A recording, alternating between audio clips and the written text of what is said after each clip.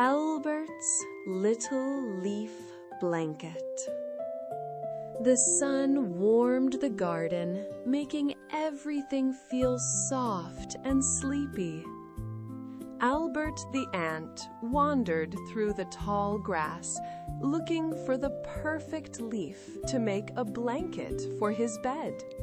He found a bright green leaf shaped like a tiny heart resting on a mossy stone. It was smooth and cool, just right for snuggling. But when Albert tried to lift it, the leaf was much too heavy for his little arms. Albert sat down and sighed, feeling a bit small in the big garden. Just then, his friend Bella the beetle walked by, her shell shining like a polished red button. Albert pointed to the leaf and asked, "Could you help me carry this home?" Bella smiled a kind, slow smile and nodded her head. Together, they tucked their little legs under the leaf, lifting it up high like a green umbrella, and began the slow walk back to Albert's cozy home. They reached Albert's home under a soft-petaled daisy, where the air smelled like sweet clover and honey. The two friends laid the leaf down on Albert's bed, smoothing it out until it was perfectly flat and snug. They waved goodbye, and Albert curled up tight under his new green blanket, feeling safe and happy. The garden grew quiet. The stars began to twinkle, and Albert closed his eyes, drifting off to a gentle, quiet sleep.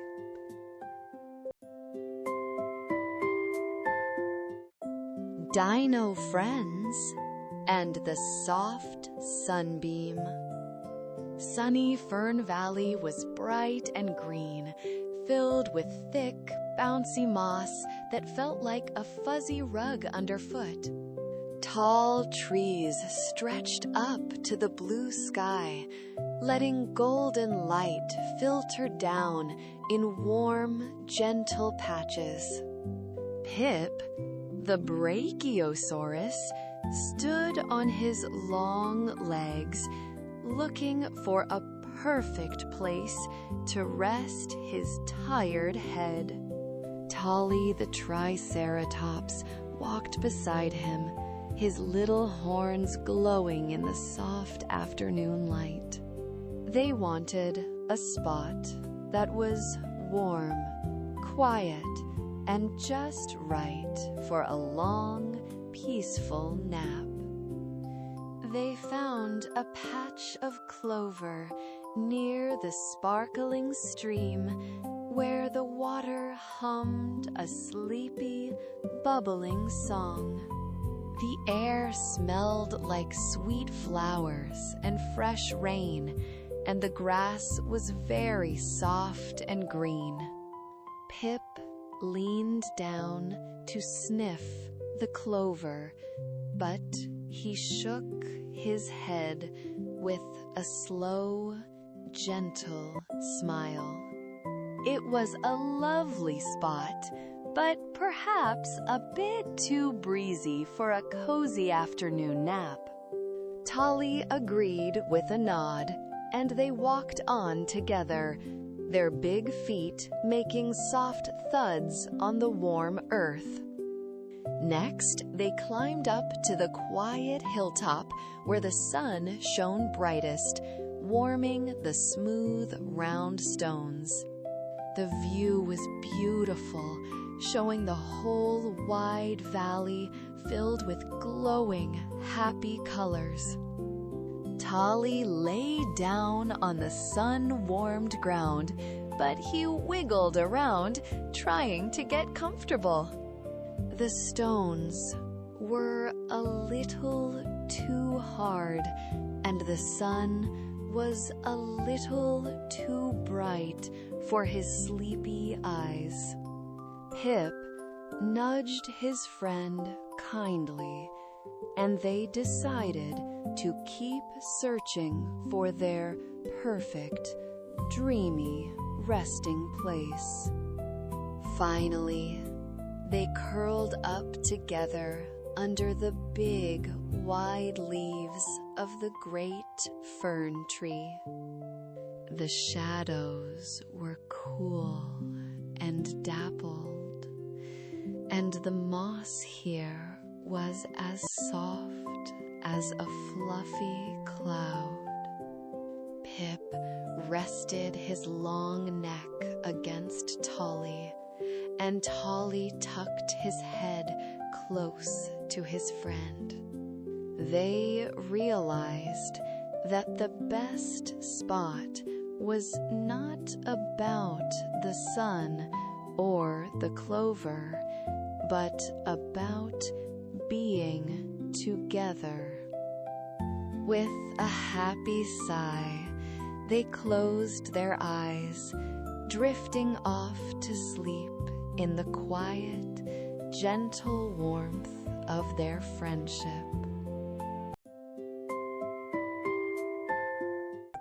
The Cloud Knitting Class of Nimbus Peak.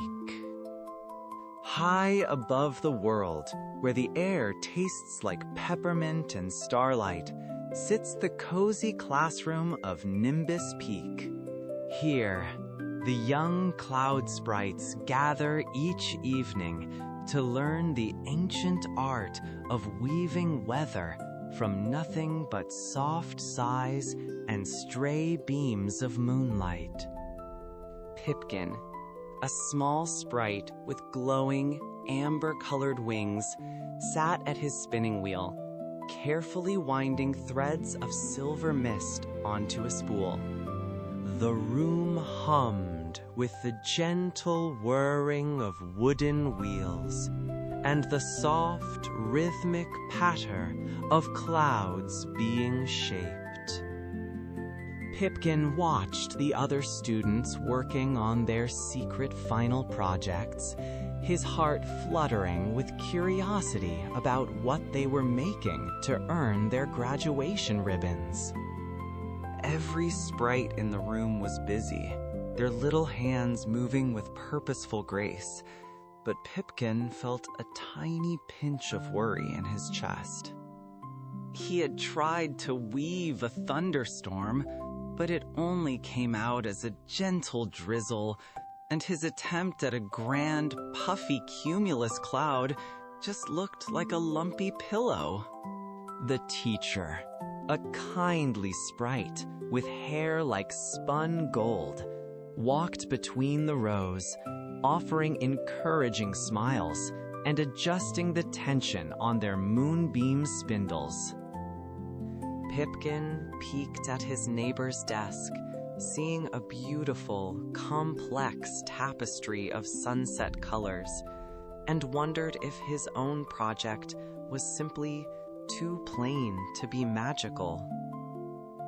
When the bell rang with the sound of a distant, ringing crystal, all the sprites gathered their finished projects to place them on the great oak table in the center of the room.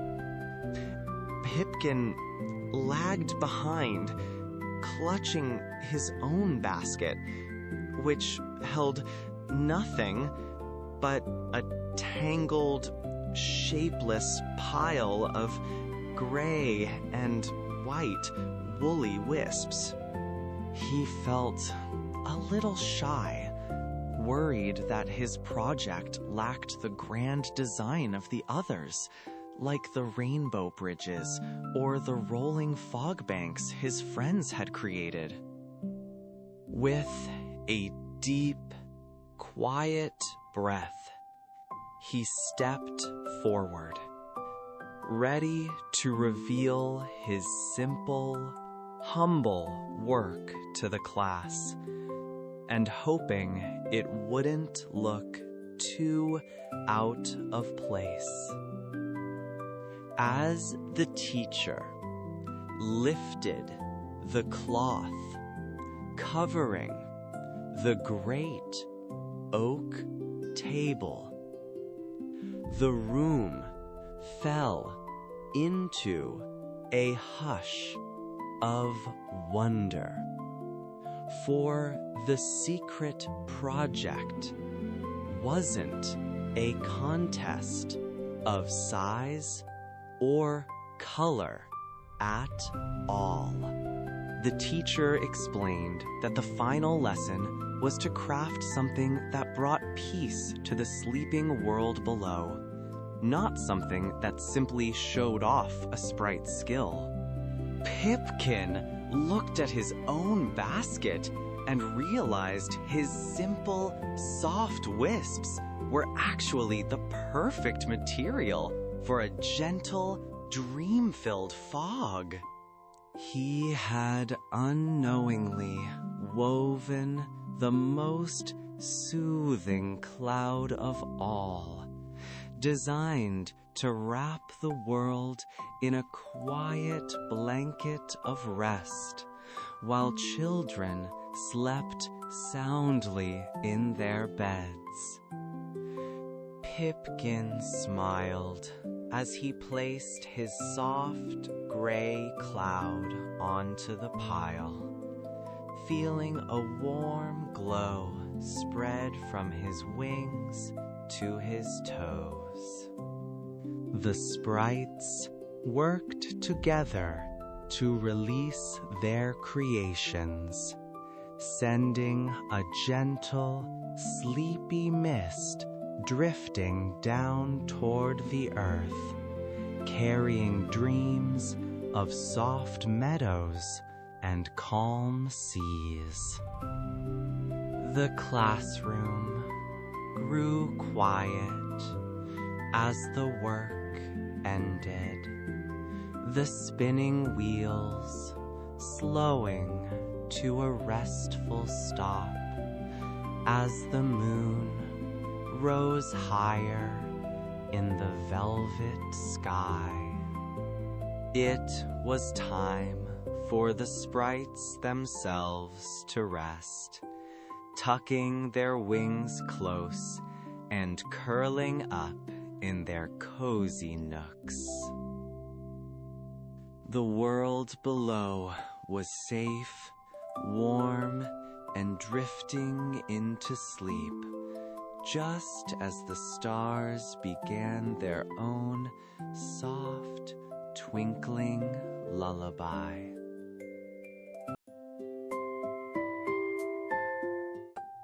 Barnaby's bumbling bakery of bubbles. High above the sleepy meadows, Barnaby, the blue-furred wombat, lived in a kitchen made of fluffy dandelion seeds. He was a master baker who crafted treats using magical soap bubbles instead of flour. Every morning, he dipped his whisk into a bowl of shimmering, rise bubbles that made his cakes light and airy, while his wooden spoons danced in the air, stirring to the rhythm of the morning breeze. The sun shone warmly through the windows, making his kitchen glow like a soft, golden lantern. Today, Barnaby wanted to bake a special happy heart cake for his neighbors. He reached for his jar of rise bubbles, but his fuzzy paws were a bit wobbly, and he bumped the shelf with a gentle thud. Instead, he grabbed the jar of giggle bubbles by mistake and poured them into the mixing bowl. The batter began to wiggle and jiggle, turning a bright, happy pink, and then it started to float right up toward the ceiling, popping with tiny musical chimes that sounded like laughter. Barnaby watched as his beautiful pink cakes drifted out of the window and floated down to the village below. The cakes did not make a mess, but instead they gently bopped against the noses of his friends, making everyone burst into soft, happy giggles. The village animals tickled each other as the sweet, bubbly cakes danced in the breeze, turning a silly baking mistake into a moment of pure, bouncy joy. Barnaby realized that the best ingredient in any recipe wasn't the bubbles at all, but the surprise of sharing a good laugh with a friend. As the sun began to tuck itself behind the hills, the cakes landed on the village green, turning into soft, edible cushions for the animals to sit on.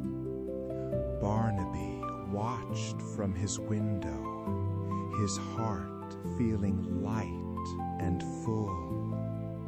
He decided to leave his kitchen just as it was, with a few stray bubbles still floating near the ceiling.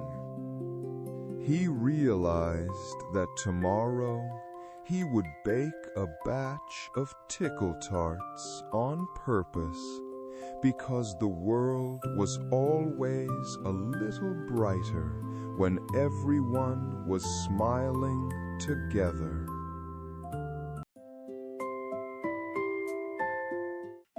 Maggie and the Clockwork Moon Polish. Deep inside the tall mahogany grandfather clock, Maggie, the tiny toy sedan, sat on her brass parking spot. Maggie was the official light polisher, and her job was to keep the clock's nightly lantern shining bright for the library. But tonight, something felt quiet and gray, because the main star gear had lost its golden sparkle. It turned with a slow, heavy clunk instead of its usual happy hum, causing the lantern light to flicker like a sleepy candle. Maggie revved her little engine, her wheels spinning in place as she looked up at the dim, dusty gears high above her home. To fix the light, Maggie had to reach the grand pendulum, the swinging heart of the clock where the moonlight polish was kept. She carefully drove her shiny red wheels onto the cog path, a winding trail of brass tracks that climbed toward the top. The gears clicked softly, singing a rhythmic lullaby that sounded like tiny wooden blocks tapping together. She passed the timekeepers, small copper springs that wiggled in place, and carefully navigated around the velvet-soft cogs that held the minutes tight. Every turn she took felt steady and calm, like a gentle rocking chair moving to and fro in the quiet house. The path grew narrower as Maggie climbed toward the tallest pendulum, where the air felt cool and smelled like old, polished wood. She saw the moonlight polish resting on a tiny ledge, glowing with a soft silver shimmer, that looked like spilled starlight. It was a long way up, and the shadows were soft and sleepy, curling around the clock walls like warm blankets. As she approached, she made a surprising discovery. The jar wasn't just holding polish, but a collection of tiny, trapped echoes of the day's laughter from the library below, which the clock had been saving to keep the gears happy. When she reached the top, Maggie carefully opened the jar. Instead of a thick paste, a swirl of silver stardust and happy giggles floated out, coating her bumper like morning dew. She drove back down to the star gear, humming a cheerful tune that matched the echoes dancing around her. With a gentle nudge, she rubbed the stardust onto the teeth of the gear. It didn't just glow, it began to chime, a soft, melodic tune, turning the clock into a gentle music box that played the library's favorite bedtime songs. With her work done, Maggie parked back on her brass spot, her red paint shining under the restored golden lantern light. She watched the pendulum swing, no longer just a ticker, but a conductor for the clock's new, sweet symphony. The library was filled with the softest lullaby, a gift for all the books resting on their shelves. Maggie looked at her reflection in the polished gear and realized she didn't just polish the light, she had set the day's happiness free to sing them all to sleep. She gave a little honk, the quietest, softest honk of the night, and decided that being the clock's music maker was much better than just a polisher. Leo, the Star Hopper, and the Lantern Light Grove. In the quiet heart of the Lantern Light Grove, tiny weavers worked with threads that felt like spun starlight. They were not making scarves, but ribbons of soft moonlight, pulling shimmering strands from the air to knit cozy lanterns. Every mushroom in the forest glowed with a hum, like a soft nightlight. Leo sat on a velvet mossy stump, watching them work with great care. He loved how the light felt like warm, glowing yarn between their nimble fingers, turning the chilly forest air into a snug, golden hug. Today, however, the grove felt unusually still, and the air was growing quite cool. The head weaver, an elf with silver hair, looked truly puzzled. Their golden spool, which caught the very first rays of dawn, had vanished. Without it, the forest could not catch the morning sun to keep things cozy.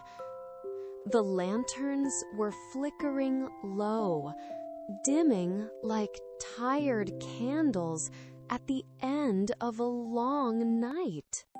The weavers searched under every mushroom cap, but the spool was nowhere to be found. Leo decided to help his tiny friends, moving as quietly as a falling leaf.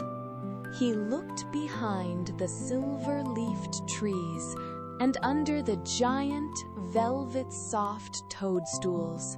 He checked the hollows where the crickets kept their fiddles tucked away for safekeeping. He moved with slow, careful steps so he would not disturb the sleeping petals. Leo used his keen eyes to spot anything that might catch the light.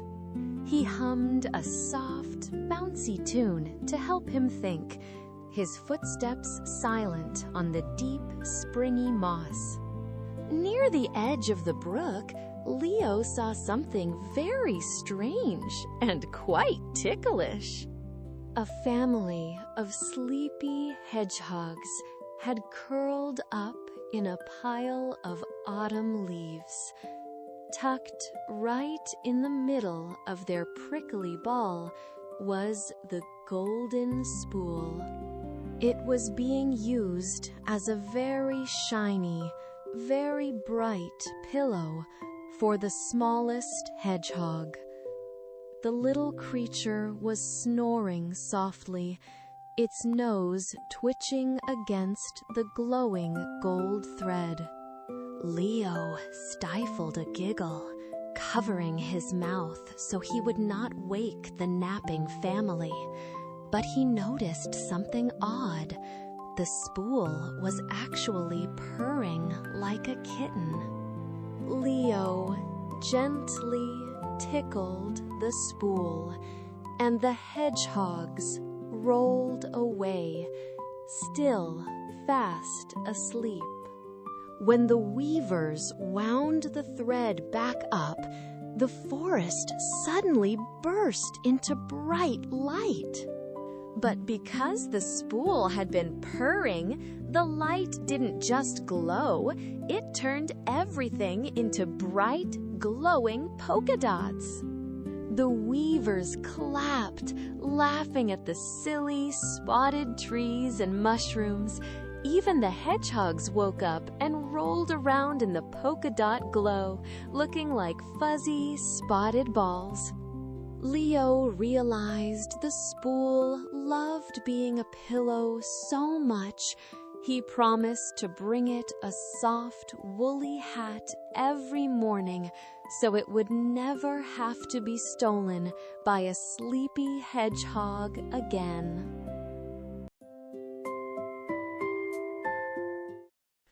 Barnaby's Blue-Striped Search. The laundry room hummed with a gentle, sleepy vibration, like a cat purring in a sunbeam.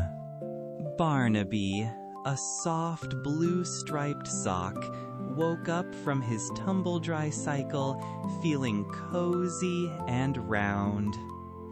He stretched his knitted toes, but when he turned to nudge his twin, Benny, he found only a pile of fluffy towels. Benny had slipped away through a secret, static sparkle hole behind the dryer, a shimmering, fuzzy portal where wandering socks liked to tumble. Barnaby knew his brother was just exploring, but he wanted them to be together for the evening, so he wiggled his heel and hopped right through the glowing, crackling gap. Barnaby tumbled out into the hallway, where the floorboards felt cool and smooth against his wool. He followed a trail of faint, static click sounds, like tiny fairy footsteps that led him past the sleeping slippers and the quiet umbrella stand. The house was full of soft shadows and the scent of rain-fresh linen. He checked behind the heavy velvet curtains and peeked into the cozy space under the armchair, but found only dust bunnies playing a quiet game of hide and seek. He kept moving, his blue stripes glowing softly in the dim evening light, guided by the hope of a familiar matching stripe. He reached the bathroom, where the air was still and smelled of lavender soap bubbles. The tiles were cool under his soft knit, but Barnaby didn't mind, for he heard a tiny, rhythmic thumping sound coming from near the tub. He crept past the pile of folded towels and looked down at the large, shaggy bathroom rug that sat like a plush, fluffy island on the floor. There, nestled deep in the warm, curly fibers of the rug, was Benny, happily waiting, as if he had built a secret, fuzzy fort just for the two of them. Barnaby hopped onto the rug, and the two brothers hugged, their blue stripes tangling together in a messy, happy knot. They realized that the bathroom rug was actually the softest place in the entire house, far better than any laundry hamper. They decided to stay right there together, tucked away in the cozy rug, watching the moonbeams paint the tiles with silver light. Who knew that a little search for a brother would lead them to such a perfect, shaggy island, where the only thing left to do was tell stories until the house fell quiet.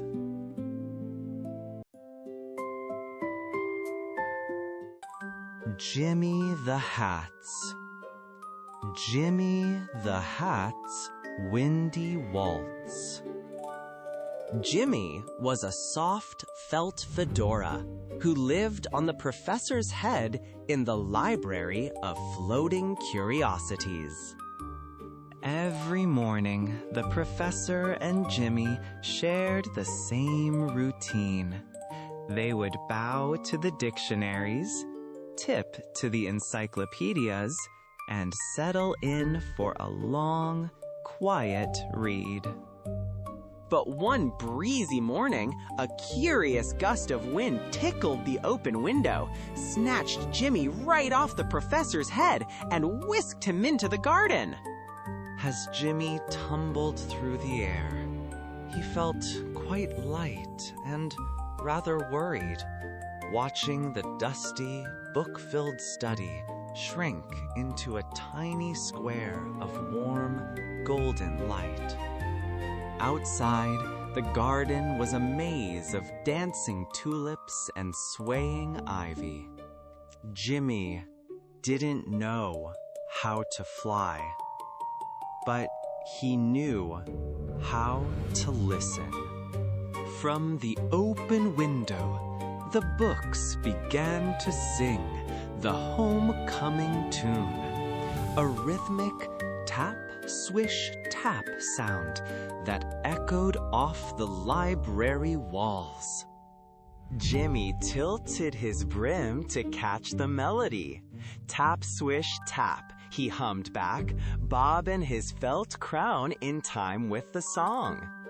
Every time he matched the rhythm, he floated a little higher, turning the garden into a giant, flowery carousel that spun him closer to home. The garden air smelled of clover and sunshine, but Jimmy missed the scent of old parchment and vanilla sweet glue. He followed the tap, swish, tap of the books, gliding past the ivy vines like a paper boat on a quiet stream. As he drifted through the window, the library books gave a rustling cheer, their pages flapping like tiny wings.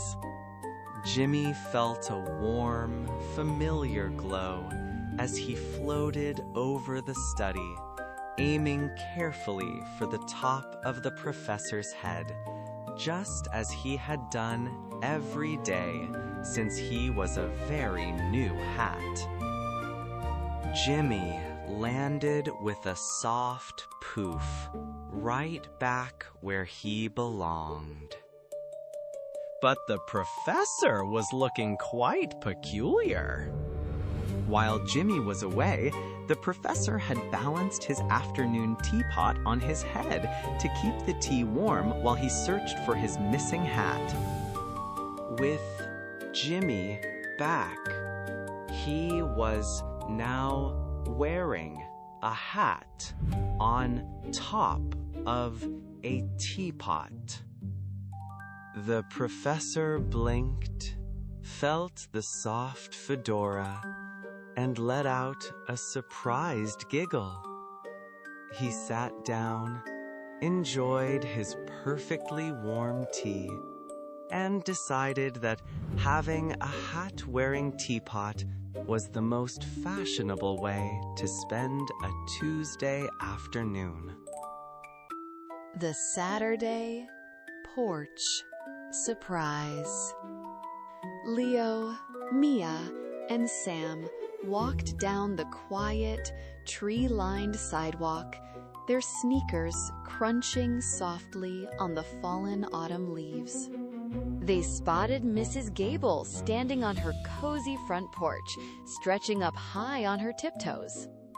She was reaching for her bright blue mailbox, which was mounted just a little too high on the wall. Her face crinkled at the corners like a warm, happy map, but she sighed as her fingers brushed the metal and missed. Mrs. Gable didn't look sad, just a little bit stuck, her morning letters waiting patiently inside the box. The three friends whispered a quick plan, their sneakers tapping in rhythm. Instead of just reaching up, Leo knelt on the porch steps while Mia and Sam carefully moved a heavy wooden crate right under the mailbox. It was a perfect, sturdy step. Mrs. Gable stepped up, her eyes twinkling as she peeked inside. But instead of just her letters, she pulled out a handful of colorful, crinkly streamers that the wind must have blown in earlier. She let out a delighted laugh, and the three children giggled as they helped her gather the mail and the runaway ribbons together. Mrs. Gable invited them to sit on the porch swing, which creaked a slow, sleepy song as it rocked back and forth. She shared a bowl of sweet strawberries, and the children told her about the funny squirrel they saw at school. As the sun dipped low, painting the sky in shades of peach and plum, Leo noticed something wonderful. By fixing the mailbox step, they had accidentally created the perfect spot for the neighborhood birds to land. The children watched the birds settle in, feeling happy that their small, kind surprise had made the whole porch a welcome home for everyone.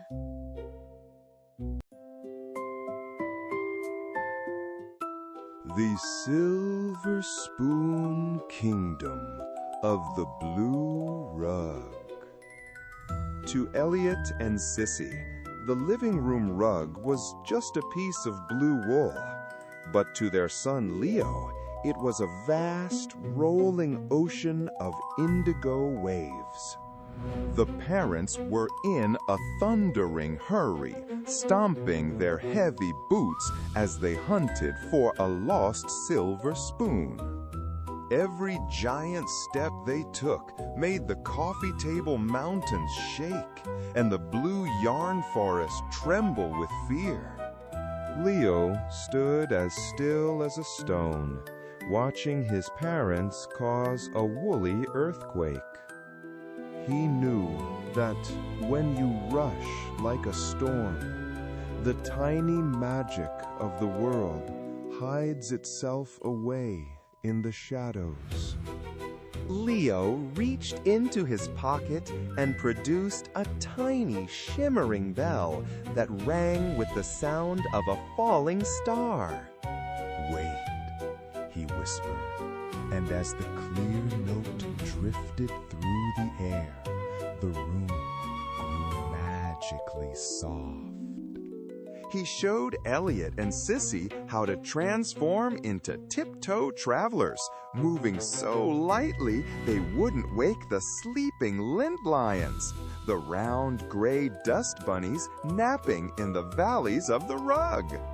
As the parents slowed their breath, the blue yarn stopped shaking, and the hidden, glowing paths of the under-furniture realm began to sparkle under the table's wooden sky.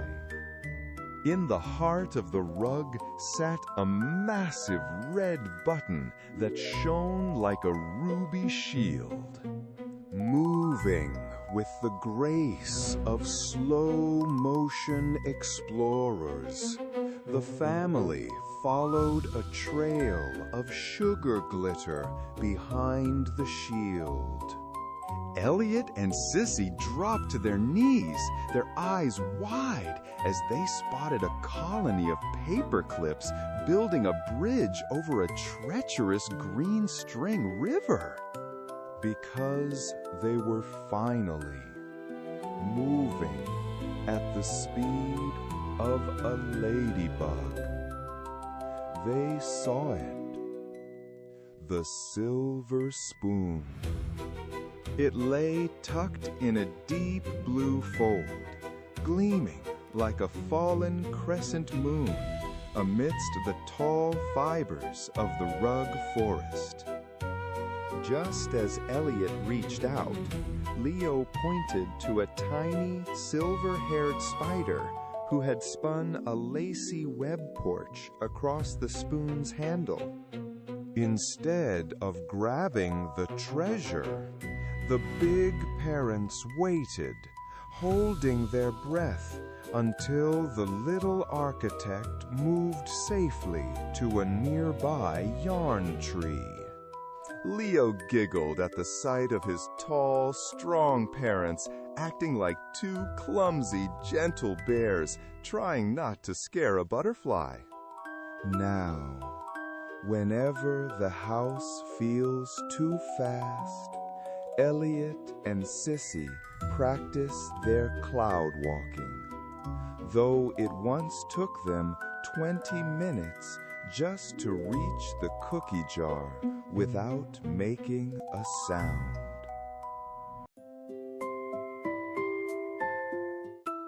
Yara and the ink butterfly of the chromatic rainforest. In the chromatic rainforest, the air is so thick and sweet that colors do not fly away. They sit heavy and rich upon the leaves like coats of wet paint. Here, a young painter named Yara lived among the neon green canopy with her older sister, Muna, a nectar gatherer who wore an apron the color of buttercups. While Muna spent her days harvesting liquid light from the deepest flowers, Yara used her brushes to mimic the ruby red sap and turquoise mist of their home. But one afternoon, a shadow fell over Yara's palette. A butterfly made of shivering, wet night ink fluttered past, and everywhere its wings brushed a leaf, the color vanished instantly, leaving behind a cold, star-shaped hole of pure white silence. Yara watched in dismay as the ink butterfly looped through the vines, acting like a hungry velvet sponge. It wasn't trying to be unkind, but it was a creature of the dark, lost in the blinding day, and its wings were empty of their own light. With every frantic flap, a piece of the jungle's soul disappeared into the butterfly's ink.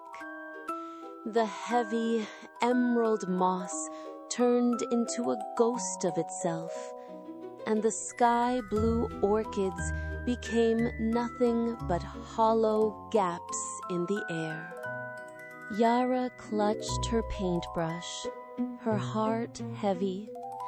The butterfly was soaking up the world because it had nothing of its own to hold, and soon her vibrant home would be nothing but a blank, colorless page. Yara realized that the butterfly didn't need a sister's help or a jar of nectar. It needed a master's touch to fill its empty frame.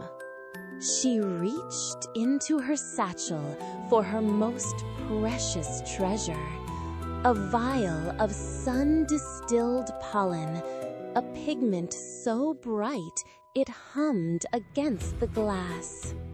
With a steady hand, she began to paint directly onto the white silences, creating a trail of shimmering, textured dots that led toward a hollow stone. The butterfly, drawn to the weight and warmth of the fresh pigment, followed the trail, its ink wings heavy with stolen greens. As it landed, Yara bravely dipped her finest brush into the sun pollen and touched the butterfly's wings, trading her rarest color for the forest's life. As the sun-distilled pollen met the wet night ink, the butterfly shivered with a new golden weight. The stolen colors began to leak back out, pouring from its wings like heavy silk ribbons. The butterfly danced back toward the white gaps in the canopy, pressing its wings against the star-shaped holes to stamp the rich greens and reds back onto the leaves. The jungle woke up with a deep, vibrating hum as the colors returned, feeling warm and solid once more. Yara watched her most beautiful paint vanish into the butterfly's wings. But as the creature flew off, glowing with a permanent internal spark, the rainforest felt heavier and more vibrant than ever before.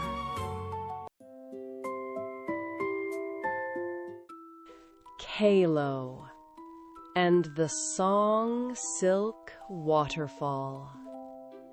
In the heart of the Crystal Basin, where every spoken word falls to the ground like a shiny pebble, lived a young boy named Kalo.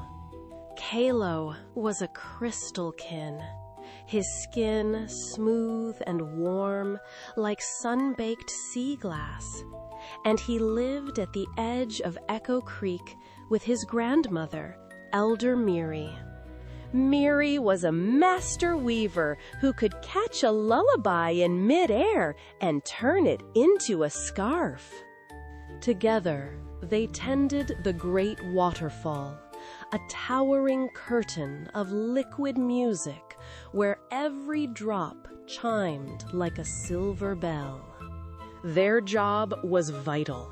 They caught the falling melodies and wove them into heavy, humming blankets that kept the valley warm against the creeping chill of the mountain air.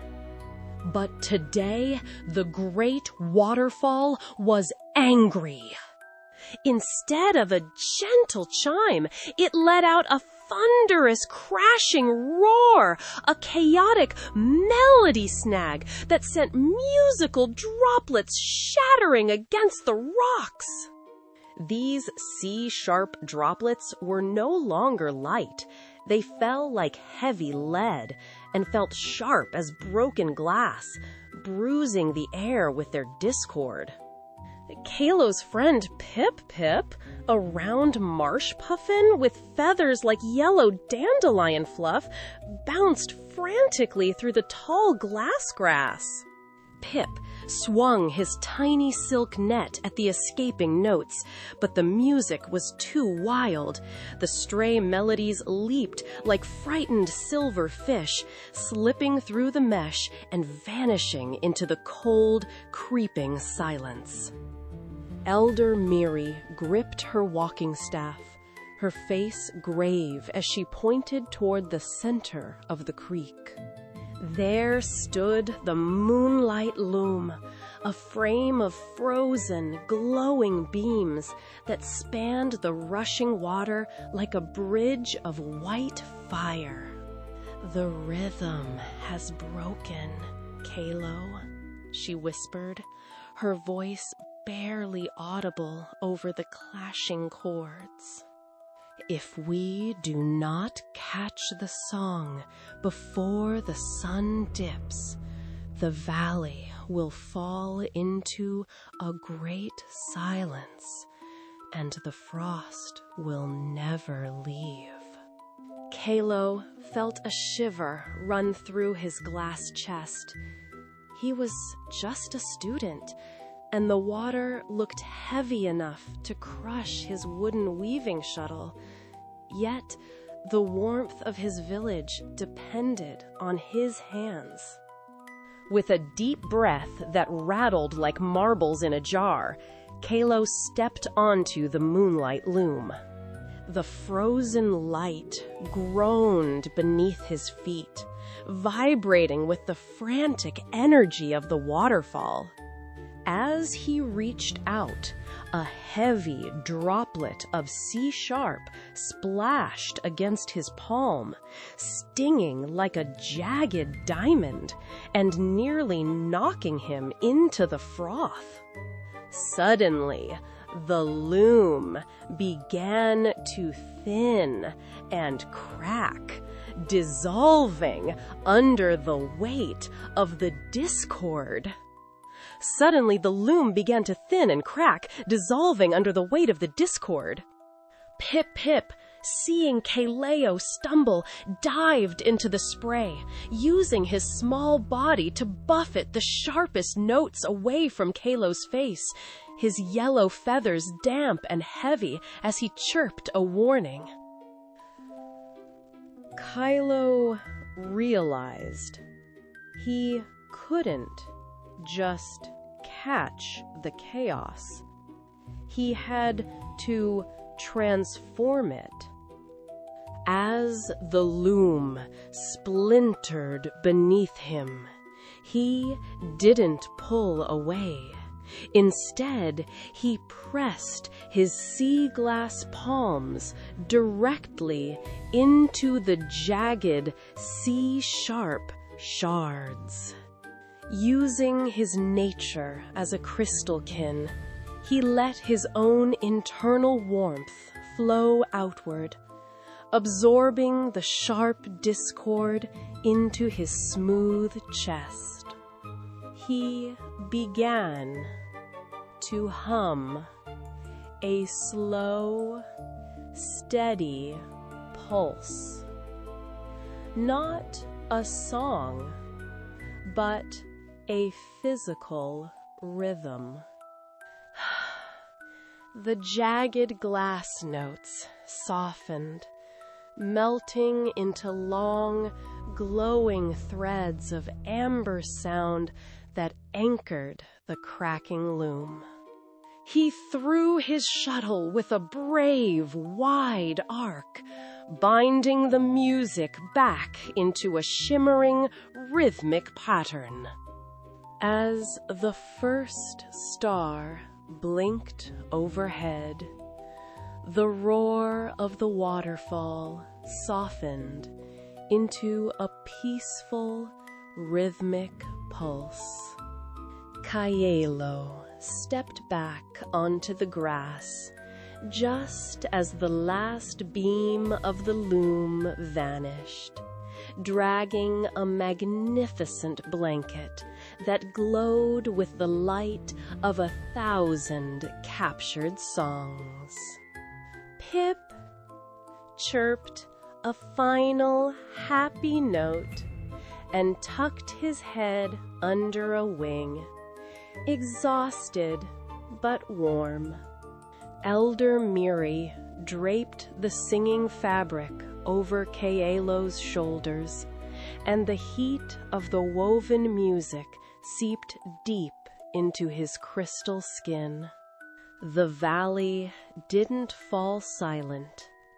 Instead, it breathed a deep, melodic sigh, tucked safely under a coverlet of golden sound that would hum them all through the night.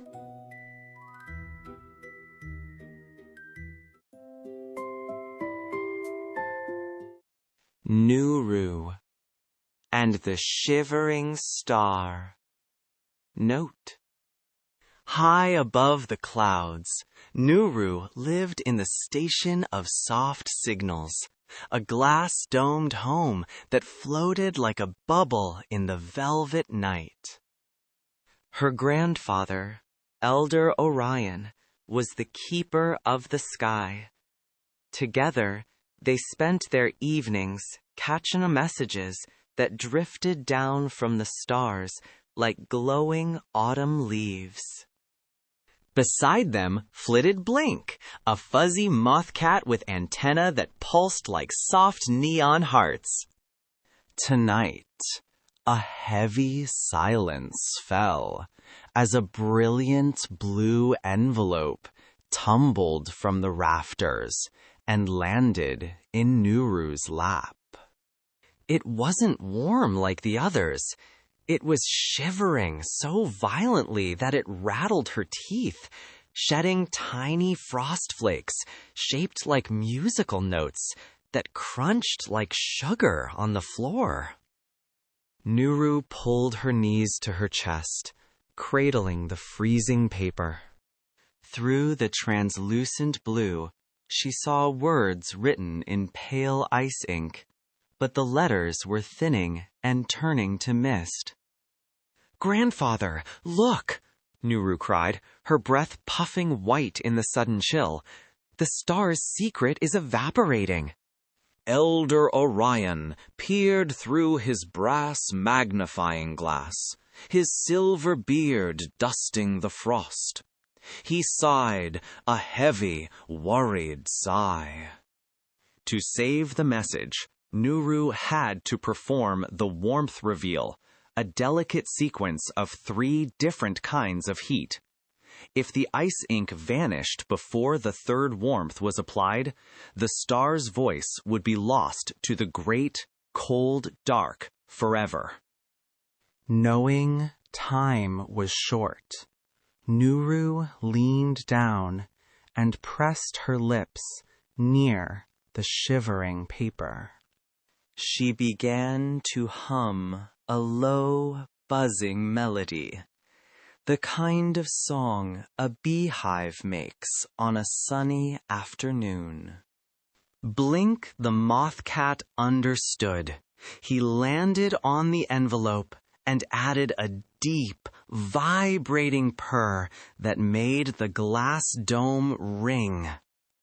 As their voices mingled, the frost flakes, shaped like notes, began to glow a bruised, hopeful purple. The ink darkened slightly, turning from mist to slush, but the envelope still felt like a jagged piece of a glacier. Nuru's fingers went numb, yet she knew a song was only the beginning of the thaw. For the second warmth, Nuru didn't just use her voice. She gave the star note a fierce, protective hug. She tucked the freezing blue square against her chest, right over her beating heart. The cold was biting, stinging through her sweater like 1,000 tiny needles, but Nuru squeezed tighter. She whispered to the star that it was safe now, and Blink curled around her neck like a living scarf of heat. Suddenly, a scent like sun-drenched rain filled the observatory. The envelope stopped its frantic rattling, and the ice ink flushed a vivid, happy pink, though the words remained a blurry swirl of rosy slush. One more, whispered, her heart racing.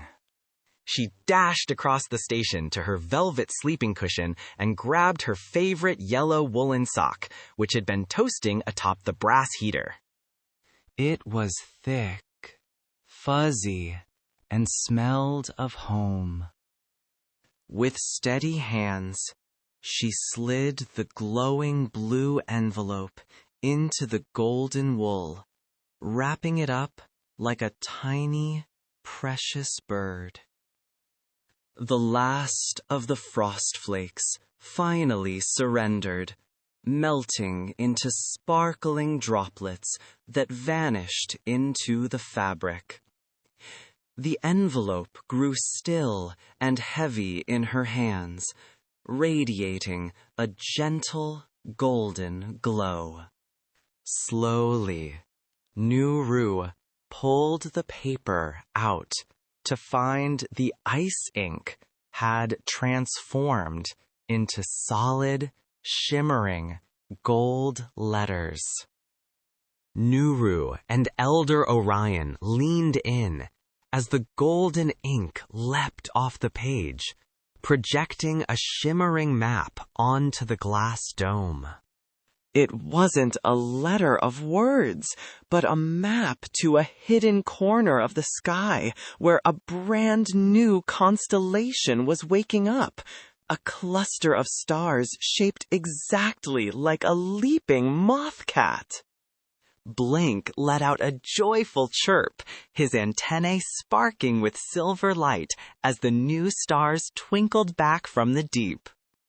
Nuru smiled, tucking the empty, warm sock under her pillow. The sky was no longer a cold, lonely place. It was a vast library of friends, just waiting for someone to keep them warm.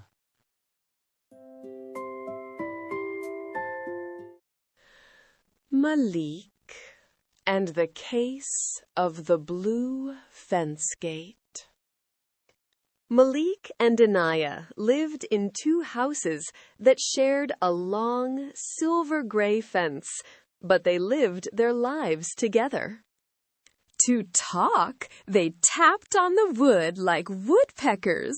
Tap, tap, slide. And to play, they used the small sky blue gate that sat right in the middle. Today, Malik stood at the gate with his favorite red ball, waiting for the familiar click of the latch. But when he pulled, the wood groaned. He tugged again, his sneakers sliding in the dirt, but the gate felt as heavy as a mountain. A strange, low rumble vibrated through the handle, sounding like a grumpy dragon hiding in the shadows, and Malik felt a tiny shiver of worry. Was the gate locked forever? To solve the mystery, Malik reached into his pocket for his detective's tool, a small, shiny magnifying glass. He knelt in the clover and pressed his eye to a knothole in the wood. On the other side, the dragon was revealed. It was Buster, Anaya's enormous golden retriever, who had fallen into a sleep so deep he looked like a heavy sack of honey-colored wool. Buster was sprawled directly against the gate, his sturdy back acting like a living bolt. Every time the dog breathed, a great rumbling snore shook the fence. Malik knew he couldn't just shove the gate, or he might hurt his furry friend. But he had to get to the other side before the afternoon sun disappeared. Malik looked around his garden for a gentle solution. His eyes landed on his yellow watering can, its spout shaped like a friendly beak. He filled it with cool, clear water and hauled it to the fence, his muscles tensing as he lifted it high above his head. Balancing on his tiptoes, he tilted the can over the top rail. A shimmering ribbon of water arched through the air, sparkling like diamonds in the sun. Drip, drop, splash. The cool water landed right in the grass under Buster's twitching black nose. The snoring stopped instantly. One velvet ear flicked, then the other, and with a long, snuffly sigh, the golden dog stood up to shake himself, his tail thumping against the wood like a happy drum. With the heavy weight gone, Malik pulled the handle, and the gate swung wide with a musical creak. There stood Anaya, her hair in two bouncy puffs, her face lighting up as she saw her friend. Malik didn't need to explain. He simply tossed the red ball, and the game began. Buster trotted between them, his golden fur still damp and cool, weaving a path through the tall grass as the two friends ran. The gate stood open behind them, a bright blue frame for a garden filled with the steady, rhythmic sound of a ball bouncing and the happy yaps of a dog who had finally decided it was time to play.